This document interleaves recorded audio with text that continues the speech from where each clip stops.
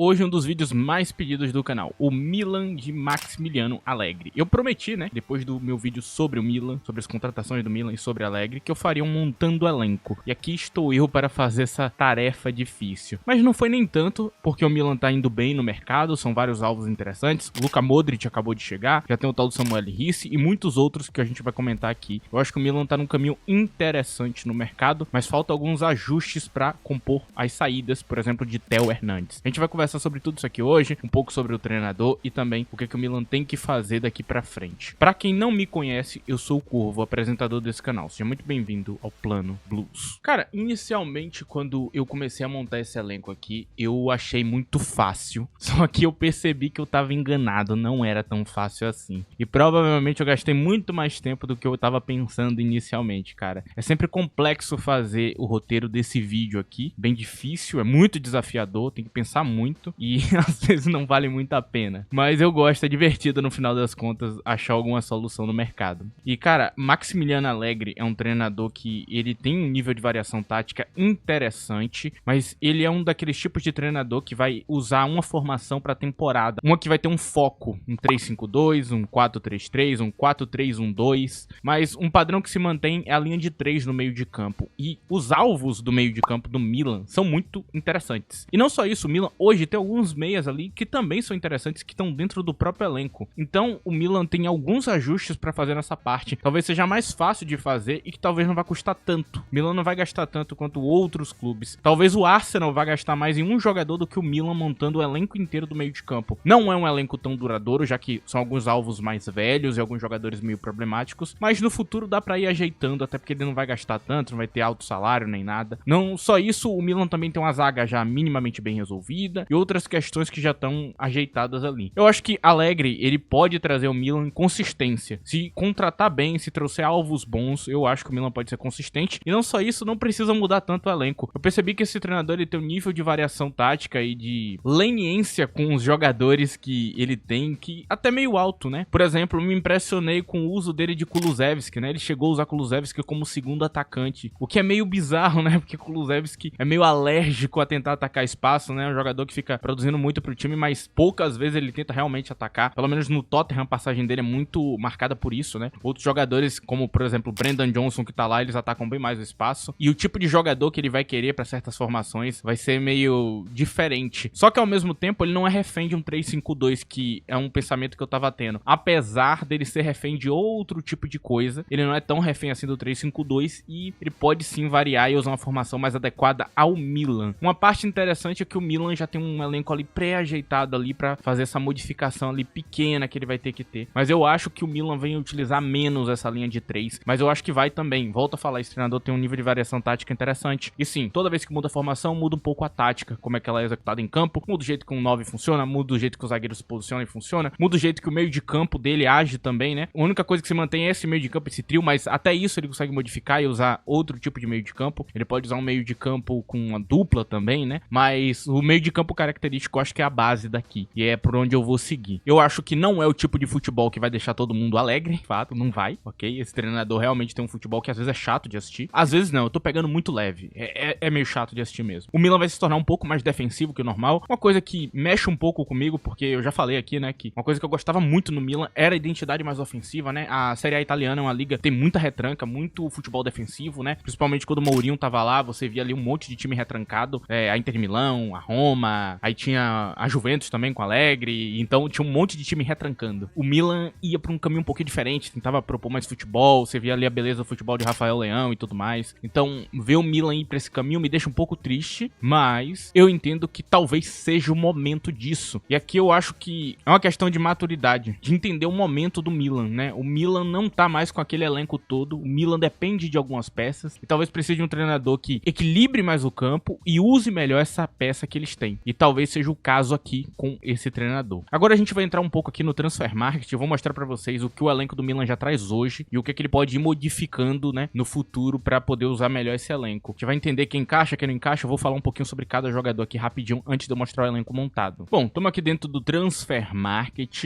e a gente tem um Milan que tá bem ativo no mercado atualmente, vai contratar uma galera, vai ter uma galera que vai sair. Um alvo que a galera sempre fala é o tal do Malick Thiaw, e eu acho que é bom pra ele que ele saia do Milan, porque ao mesmo tempo tempo que ele é um bom jogador pra ser titular em outros clubes, no Milan ele é uma opção número 2. E não é à toa. Os 3 zagueiros que a gente tem aqui, tirando o Tchau, são ótimos zagueiros, cara. Eu gosto de todos eles. Inclusive a contratação de Vlahovic me deixou muito feliz na época. Eu achei que o Milan acertou. E de fato o futebol de Vlahovic é muito bom. No gol, tem a possível saída de Mike Maignan, que eu acho que vai acontecer e eu acho que pode ser de graça. Se eu fosse o Milan, eu venderia ele pra pelo menos pegar uma grana. Pode ser que de graça seja ainda pior. Mas talvez eles vão tentar negociar um contrato novo e tudo mais. Mas eu acho que talvez não seja a época pra isso, sabe? Talvez ele realmente vá embora. E aí você já tem que pensar num novo alvo, né? Eu acho que o goleiro tem que pensar bastante nisso. As laterais são interessantes. Eles acabaram de subir esse jovem da base, né? Eu acho que é Bartesag, Davi Bartesag. Não sei exatamente como pronunciar o nome dele. Não conheço muito esse jogador, bem pouco. Um jovem interessante é que eles subiram da base. E eles têm algumas opções aqui interessantes pra lateral. Mas a maioria delas é meio defensiva, né? São opções mais defensivas, um Emerson Royal e tudo mais. O que é bom pra esse treinador. Eu acho que muitos desses jogadores vão cumprir o papel, né? Que ele vai pedir na lateral. Então é uma posição que talvez não tenha que modificar tanto. Apesar de que na saída de Theo Hernandes você precisa achar um substituto, né? Então você precisa de um jogador grande. Grande não significa barato, mas aí vai ter que ser um valor investido pelo Milan se quiser manter um padrão interessante aqui. Tem alguns jogadores aqui de saída, um deles é o tal do Yassine Adli, né? Que tá de saída aí, se eu não me engano, pra times árabes, tenho 100% de certeza. Temos o tal do Yunus Musa, que a gente vê aqui, que é um jogador que talvez eu não venderia porque ele é interessante taticamente. Ele pode ser utilizado em diversas funções, no meio de campo, na lateral, em outros tipos de estilo de jogo, outros tipos de formação. Eu acho que ele cabe, ele entraria aqui. Jogador que eu tentaria manter. O resto, nem tanto, o tal do Pobega, o Arjen Bondon, que chegou tem pouco tempo também, talvez, não sei se é tão interessante de manter, né? E aí no ataque, cara, tem uma galera aqui que até poderia jogar como, por exemplo, um Okafor, né? O Okafor, ele poderia, né? Porque ele é um atacante, né? Ataca espaço no campo. Talvez, a depender da formação, ele poderia ser um segundo atacante com 9, né? Ele poderia jogar essa função, mas eu acho que é pouco pro Milan e eu acredito que uma venda seria interessante. Agora, um jogador que eu manteria de qualquer maneira é Alexis Saelemaekers. Eu tentaria manter ele de qualquer jeito, porque Saelemaekers, ele cumpre um papel muito importante. Em um 3-5-2 com 2 alas, ele consegue ser um excelente ala. E ele não deixa a desejar na parte defensiva. O que é um problema quando você põe um ponta na ala, né? Ele normalmente não marca bem, não se posiciona bem. Não, o Saelemaekers faz muito bem. Na Roma fez um papel excelente nessa parte. E eu acredito que é excepcional manter ele. Ele pode ser um extra para as duas pontas, para as alas, né? Jogar como ala em um 3-5-2, em um 3-4-3, sei lá, qualquer tipo de modificação que vai usar um ala. E ainda pode ser um lateral na linha de 4. Lembrando dos dois lados. Então ele cumpriria vários papéis em campo. Ele seria um reserva ali direto pra tá entrando, pra dar dinâmica ao jogo. Então eu manteria ele também aqui, cara. E na camisa 9 talvez precise de algumas modificações. Pensei em uma pessoa diferente também pra posição da ponta direita, né? Um que tenha um melhor encaixe ali, né? Do que um Chukwueze, por exemplo. Mas apesar disso, o Chukwueze é uma excelente reserva,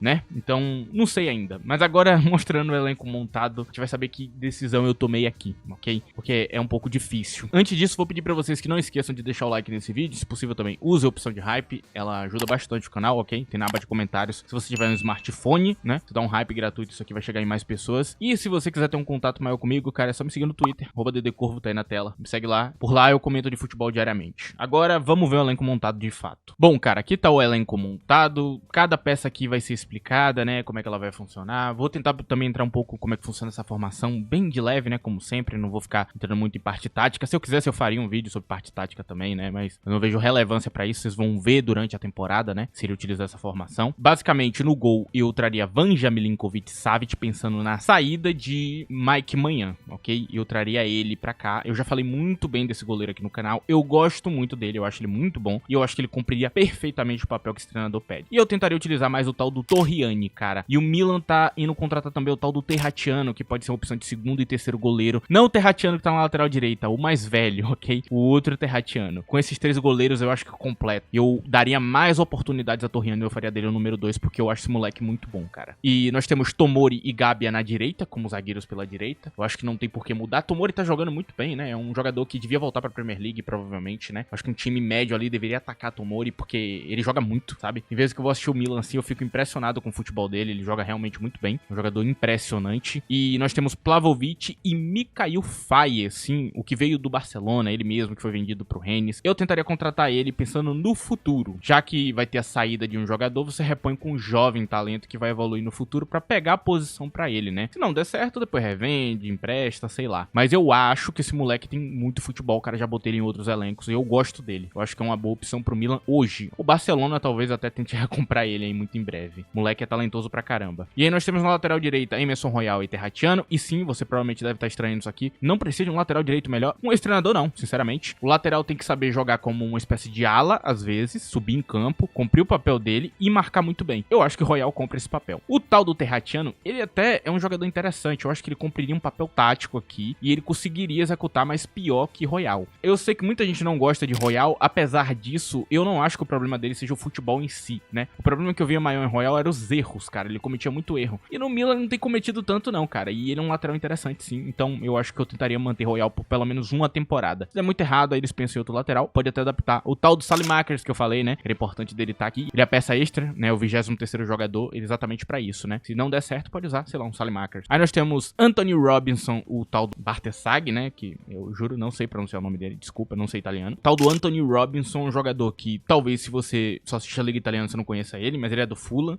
Ele quase entrou no time da temporada. Ele ficou ali como uma das opções pra entrar. E o moleque é um monstro. Taticamente, eu acho ele muito inteligente. Então ele vai conseguir cumprir muitos papéis. E se eu não me engano, ele joga também dos dois lados, né? É exatamente isso, eu já vi ele jogando dos dois lados. Então é um jogador que vai substituir muito bem um Tel. Ele sobe o nível, porque ele é melhor defensivamente, se posiciona melhor, tem uma estamina absurda. Então é um jogador muito bom como uma peça tática. Ele pode ser utilizado de ala e também como um lateral, assim, mais defensivo. Eu acho que ele vai cumprir um excelente papel aqui. É um jogador que tá voando, inclusive time maior da Premier League pode ir atrás dele. Time de Big Six pode tentar contratar esse cara, porque ele tá jogando bem. Ele tá jogando muito bem. Não vai ser barato.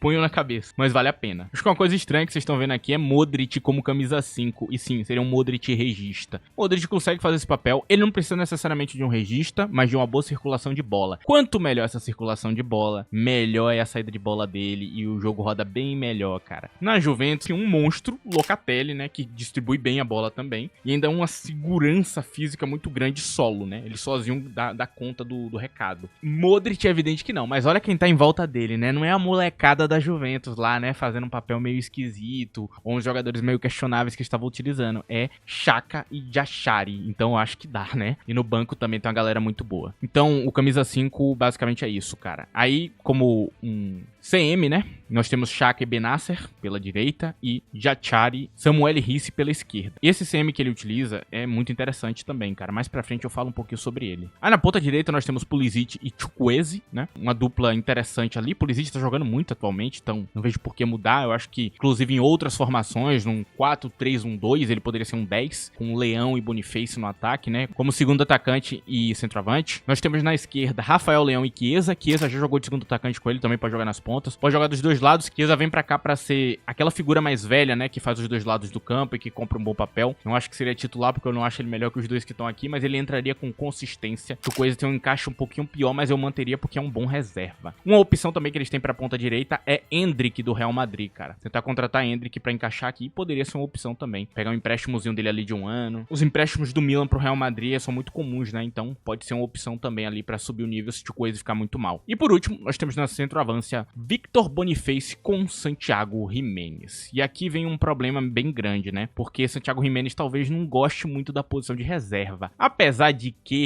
ele foi deixado de lado em alguns jogos pelo outro treinador, dando espaço a jogadores que teoricamente são piores que ele, né? Como foi o caso de Luka Jovic jogando ali em alguns jogos e sendo até muito importante. Então, cara, eu não tenho 100% de certeza se ele tem esse nível todo pra ser titular absoluto do Milan, apesar de eu achar ele muito bom. E Boniface, cara, ele é tipo um Lukaku. E essa coisa que o Lukaku faz é exatamente o que o treinador quer. Ele não quer um falso 9, e realmente o 9 participa muito do jogo. Nessa formação um pouco menos do que seria no 3-5-2, né? O 3-5-2 realmente ferra com o 9. O 9 tem que participar muito do jogo. Nessa formação é um pouco menos, mas é muito melhor que ir atrás de um Vlahovic, por exemplo. Vlahovic pode ser mais barato, né? Você vai gastar uma grana em um Boniface, mas vale mais a pena, cara. Com toda sinceridade, a longo prazo vai valer mais a pena. Se o Santiago não quiser continuar, dá pra revender por um bom preço. Ele ainda tem um ótimo valor de mercado, cara. Ele não perdeu o valor de mercado. Então, Boniface pode ser um cara que vai revolucionar a posição. Se o Milan quiser ser grande, eu acho que é uma boa. E com as saídas de vários jogadores que estavam ali no elenco, quando vocês viram no Transfer Market, eu acho que dá pra pagar também, cara. Dá pra ir negociando alguns jogadores aí. Eu até economizei bastante, né? No ataque, por exemplo, que é baratíssimo de conseguir do Liverpool. Então, são jogadores assim que estão bem em conta, né? Não tem grandes gastos. Os grandes gastos são na camisa 9, no lateral e talvez um pouco nesse jovem aqui, que talvez seja até fácil de negociar, afinal das contas. E outros gastos seriam no meio de campo ali, né? Que tá acontecendo agora, mas nada demais. Eu acho que o Milan consegue pagar com uma boa negociação a longo prazo, né? Fazendo os contratos direitinho, eu acho que eles conseguem quitar tudo isso aqui. E eu acredito que esse será um elenco interessante. Pensei em algumas figuras mais baratas, até tem no mercado, né? Pra camisa 9. Mas eu acho que Boniface poderia realmente ser brutal ali, virar artilharia da Série A italiana. E o o Milan ser bem mais dominante do que seria. Ele também é uma figura de transição muito boa. Eu já falei, ele é tipo um Lukaku. Agora falando um pouco sobre o esquema tático, como ele funciona, cara. Outras formações não são assim, ok? Mas essa, ela engana um pouco. Ela tá enganando tanto quanto o Conte no Napoli, né? Conte no Napoli tá fazendo exatamente isso aqui, mais ou menos. Nessa casa aqui. Que é basicamente, esse lateral, ele não é tão lateral assim, cara. Ele é meio ala, ele sobe em campo, ok? Aí faz uma linha de 4. E esse cara dropa pra linha de construção, mas não tanto também. Exatamente como no Napoli, né? Que fica um 5 ali, sempre na linha de construção. E aí vira meio que uma espécie de 3-4-3, como vocês estão vendo, né? Não é bem um 4-3-3, né? Eu fui dar uma olhada e percebi que era mais um 3-4-3 na fase mais ofensiva, né? Mas na fase defensiva vira realmente um 4-3-3 ali, bem defensivo mesmo, com uma grande proteção. Inclusive todo mundo trabalha muito pro time e talvez alguns jogadores aqui não encaixem nisso, né? Talvez o caso de Rafael Leão, talvez ele não goste de ficar marcando. Boniface é muito bom fazendo pressão e também consegue aprender a recompor o bloco. É um jogador que não é tão bom recompondo ainda, mas tem talento pra isso, cara, tem habilidades pra isso, então talvez sendo treinado ali durante um tempo vai ser interessante. O tal do Santiago já aprendeu isso aí com o treinador atual do Liverpool, então talvez pra ele já tenha alguns encaixes mais interessantes, foi muito bem treinado nas mãos de Arne Slot, ok? Então é isso, cara, esse aqui é o Milan. Não esperem um Milan goleador, não esperem um Milan super bonito de ver, talvez seja chato, mas o Milan provavelmente vai pontuar bem e vai disputar o título, se fizer isso aqui que eu tô falando, né? Se contratar esses jogadores aqui. Agora, se o Milan for na vibe que eles estão indo, de economizar ao máximo, contratar um jogador muito fraco, aí, cara, pô, eu acho que não tem milagre, né? Não tem muito o que fazer, cara. Assim, o cara não vai fazer milagre, ele precisa de peças. Todo mundo precisa, no final das contas. Contratou o treinador, você vai ter que contratar. E olhe que ele é um treinador que vai diminuir muito esse custo, porque ele tem um encaixe já legal hoje com o elenco que eles têm. Então, é basicamente isso. Esse vídeo tá chegando no fim. Eu agradeço a presença de todos, agradeço você que deixou o like, que ajudou o vídeo de qualquer maneira aí, cara, compartilhou e tudo mais. Muito obrigado. É isso, rapaziada. Tchau.